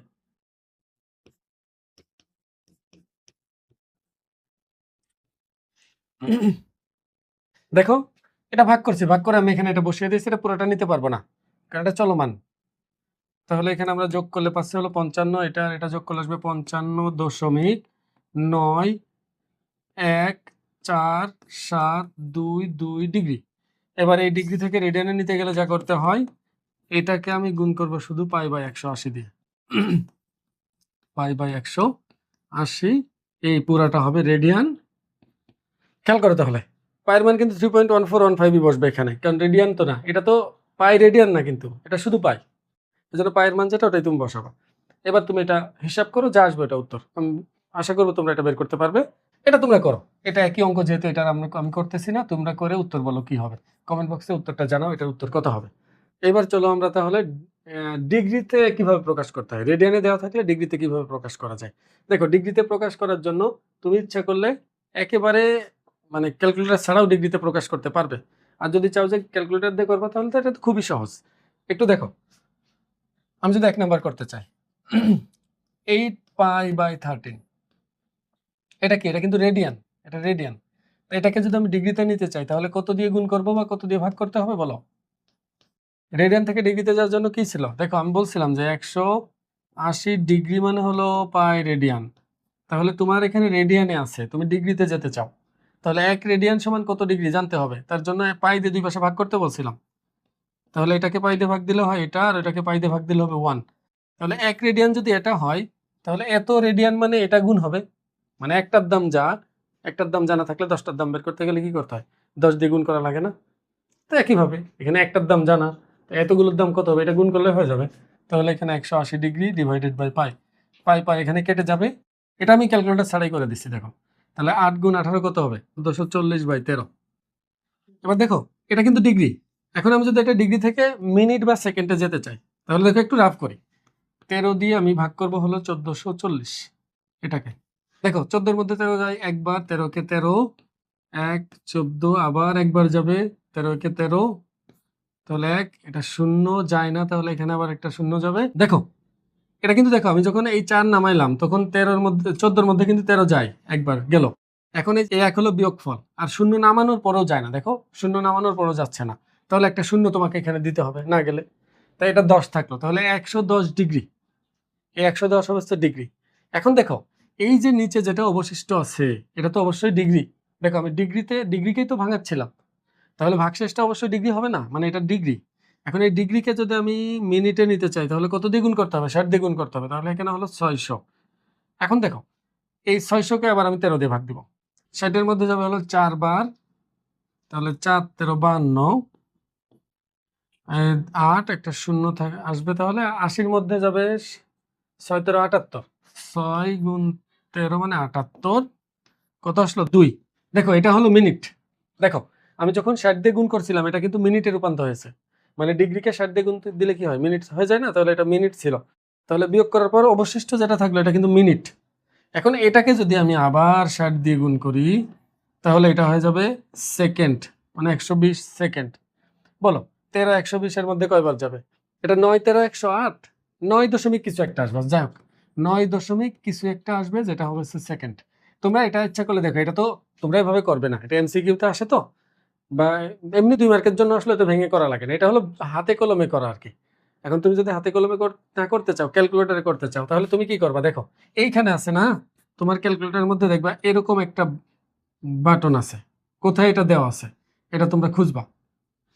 বা ডিগ্রি মিনিট সেকেন্ড এমনি এমনি দেওয়া থাকতে পারে, কোনো একটা বাটনের মধ্যে এটা আছে। এক এক ক্যালকুলেটরে এক এক জায়গা থাকে, তুমি এটা উঠাবা। উঠানোর পর সমান চাপলে তো দশমিক আসবে, সমান চাপলে দশমিক আসবে না?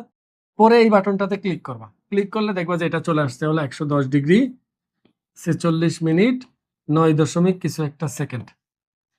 আমি আশা করবো তোমরা এটা করতে পারবে। আজকের ভিডিওতে এই পর্যন্তই। দ্বিতীয় পর্বে আমি চেষ্টা করব 2 নাম্বার থেকে শুরু করে বাকি অঙ্কগুলো তোমাদেরকে সমাধান করে দেওয়ার। আসসালামু আলাইকুম।